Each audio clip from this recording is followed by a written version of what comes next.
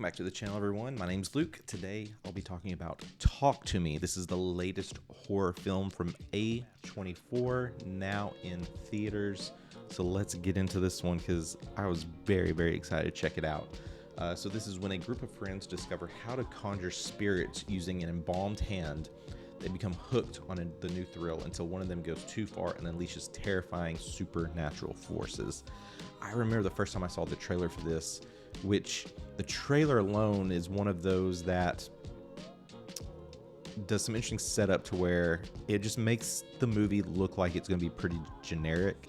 So you could go like, this could end up being something really cool, or it could be something really bad. At least that's how most of these play out for me. But this did get an early screening, so I was seeing a lot of positive reviews about it, so I was very excited to check this one out, and caught a screening last night. So overall, just my initial reaction from it was, for the most part, pretty good. I was a little let down in some areas, but I will say, for the kind of subject matter that this touches on, it is a very unique approach. Some of the execution worked, some of it didn't from my perspective, but one thing that really worked is this has more of those shock factors. You don't get those traditional jump scares. The opening sequence will stick with you because, I mean, it sets it up pretty nicely of where this is going to go, and even from that, you kind of get feels from some other horror movies as well. But let's kind of go into some more from here. So we're primarily going to be following a character. Her goes by Mia, played by Sophie Wilde. She's basically going through a tough time because she has lost a parent, and we kind of get set up right away that there's these like one of their classmates is putting out videos where they're saying like, we're able to do they're kind of setting up to where like they can talk to the spirits or something, and everyone's just like, is it real, is it fake, it's hard to believe it. And there's a little bit of small setup before we get to this first moment where we get to know some of the main characters that we'll be spending time with. And there's a particular moment near the beginning that they stay on for quite a while, and I didn't think much of it right away, but when the movie was over, I started thinking a lot more about it, and it was a very nice way of how it sets things up later on. And we can talk about this later in the comments for sure, without getting into spoilers. But we kind of go right into this thing where they reveal this hand, this white embalmed hand that has writing on it. And essentially you hold the hand, you say, "Talk to me," which kind of opens this doorway to where you'll potentially start seeing ghosts or spirits or whatever you want to call it. But none of them really look very pleasant. They usually look pretty beat up and gruesome. And you have a short window where you can let them into your body and communicate, and you have to basically close that door, otherwise you don't really know what's going to happen. And so as we kind of dive into this, you start kind of setting up and seeing the themes around this movie.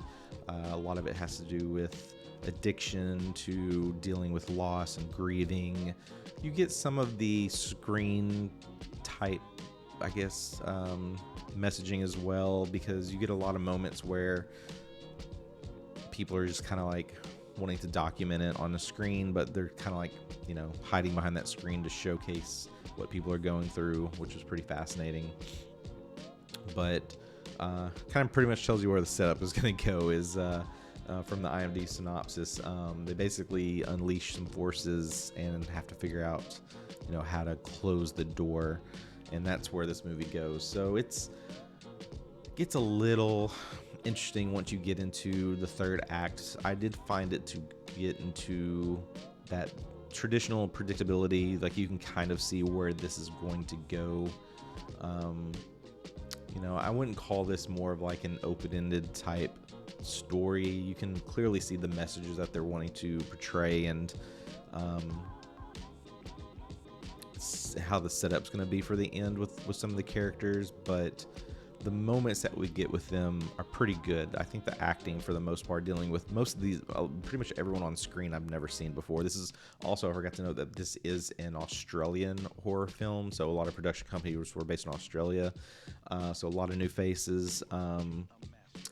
And looking at the writer and directors, looks like they did do some work on the Babadook, which is interesting, but I believe this is their first motion, first theatrical run for themselves on the director's chair.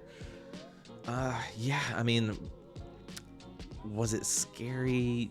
I mean, it was intense, but I wouldn't really put this, some people are saying that this is scarier than Hereditary and putting it up in that kind of realm. I wouldn't necessarily agree with that.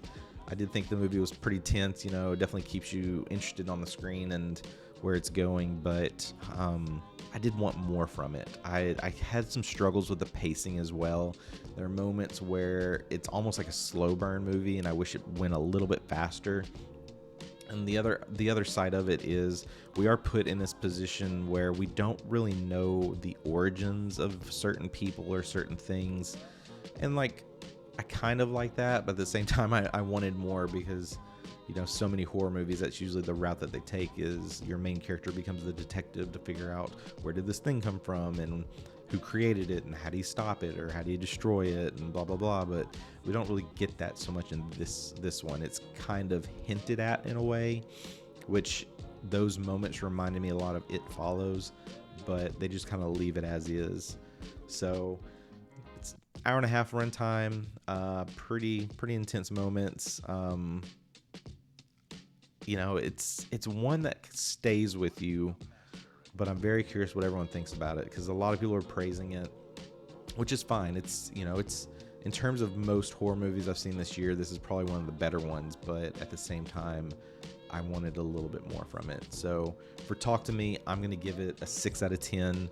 I wouldn't mind revisiting soon. Maybe try to catch it in theater one more time just to see if my thoughts change on it or see if I may have missed something. But yeah, it's a decent watch, but I'm sure a lot of people are going to view it very differently based on the various subject matters that are found within this movie. So that's my review for Talk to Me. Thanks so much for stopping by the channel. Be sure to like and subscribe. Would love to get to 100 subscribers this year. So if you're new here, welcome. Please consider subscribing. That would mean a lot to me. And we'll definitely be back soon. I know I mentioned I wanted to talk about Oppenheimer, and I still do. I've seen it twice now, so I'm just trying to figure out the right way to review it, because it's for a 3-hour movie. There's so much that goes on, and yeah, it's one that I really enjoyed. So we'll hope to talk about that soon. Hope everyone has a great weekend, and we'll see you soon.